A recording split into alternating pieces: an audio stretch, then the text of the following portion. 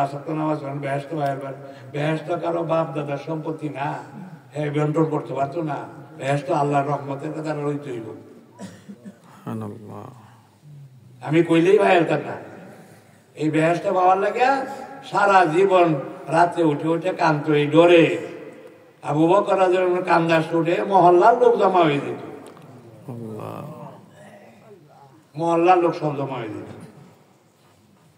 তাহাজ্জুদের নামাজ ফরজ আছেন 13 মাস।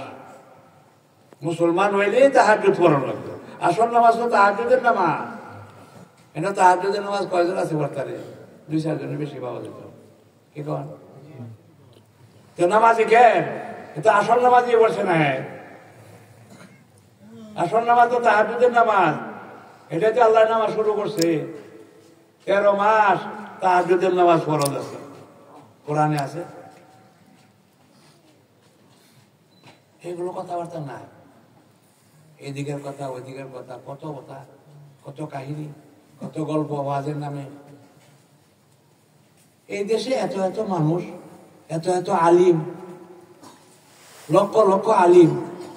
এই লক্ষ লক্ষ আলিমকে বুকে হাতে এই কথা বলতে পারে যে আমার আত্মীয় স্বজনের মধ্যে কেউ বেনামাজি নাই, কয়জন আলিম করতে পারবে? হ্যাঁ আপনারা কন্যা দি কি বলছে? আরে ভাইয়া হ্যাঁ বলছে কেন? কিন্তু আপনি আল্লাহর কাছে এই গল্প করে এবারে যে মাপ পাইয়া যাইব, সাবধান। তুমি আলিম হইয়া নিজের আত্মীয় স্বজনের বোঝাইতে পারলা না, আপন লোকটিরই তোমার দ্বারা কি কাম হইব? আল্লাহ তো কিছু কোরআনের মধ্যে, আয়াতের মধ্যে যে আলিমের দ্বারা তার এলাকার লোক সব পরেজগার হবে, ভালো হয়ে যাবে। যেমন আতরের শরীর লাগায় ঘুরলে আশেপাশে যে যত লোক থাকে সবাই আতরের গ্রান পায়, কে কোন পায় না? এখন তো সব মুর্দা। আল্লাহ পাক রহম করো, আল্লাহ মাফ করো, আমিন। আল্লাহর কাছে চাই এই যে ওয়াজ মাহফিল গুলো চলতেছে, এই যে আমানতের খেয়ানত করা হইতেছে, এই যে ওয়াজ মাহফিলে যে বাইকে ব্যবহার করা হইতেছে, মানুষের সময়গুলো নষ্ট করা হইতেছে, জবাব দেওয়া যাবে কি? আল্লাহর কাছে জবাব দিতে হবে। ওয়াজ শোনার পরে যদি ক্রন্দন না আসে, তার অনুভূতি না আসে, তার বিপদ আমাদের কথা মনে বুঝে না আসে, আমি কেমনে মাপ পাই, আমার রাস্তা কেমনে বাইরে এই বুঝে না আসে, এ ওয়াজ হইলে কে?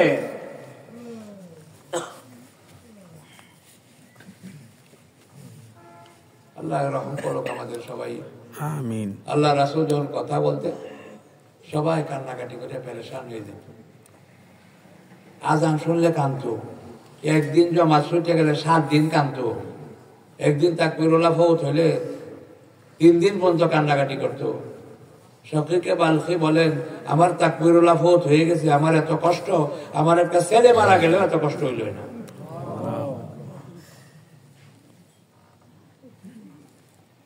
বিশ বছর পর্যন্ত সাঈদ বিন মুসাইয়্যিব রাহিমাহুল্লাহ আজানের আগে মসজিদে যাইতেন। মানুষে জিজ্ঞাসা করে যে সবাই আজান শুনলে সামনে আগে আসেন, আমার কাছে শরম লাগে, আল্লাহ আমার একটা দায়িত্ব দিছে, হুকুম দিছে, আমি বললে যে আমার একজনে মনে করাই দিব, খেলা দেখায়া আমার কাছে শরম লাগে, এই জন্য ডাকুনদের আগে আইয়া বলি। আপনার বাড়ি যদি বিয়া হয়, আবার ছেলে বা বাচ্চাদের বিয়া হয়, আপনি আগে হাজির হয়ে যান না? আপনারা দাওয়াত দেওয়া লাগবো। আমরা দাওয়াতের অপেক্ষা করে, আমরা তো বেকুব একটা, আত্মীয়তার কোনো খবর নাই। আপনার আজান দিয়ে আনন্দ লাগে মসজিদও, কথা বলতে বুঝুন না। 20 বছর পর্যন্ত আজানের আগে আইছে। আর একটা ঘটনা করো, ইয়াজিদের সময় মারওয়ান জুলুম টুলুম চলছে, মদিনার মসজিদের নামাজ হইছে না কতদিন পর্যন্ত।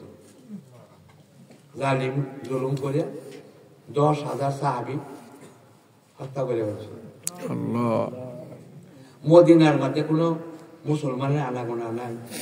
যারা সাহাবী আছে, যারা জুলুমের কথা বুঝতে পারছে, শহর ছাড়তে পারছে, শহর ছাড়িয়ে গেছে গা। আর কিছু লোক ঘরের দরজা বন্ধ করিয়া ঘরের মধ্যে রয়েছে, বাইরে হয়েছে না।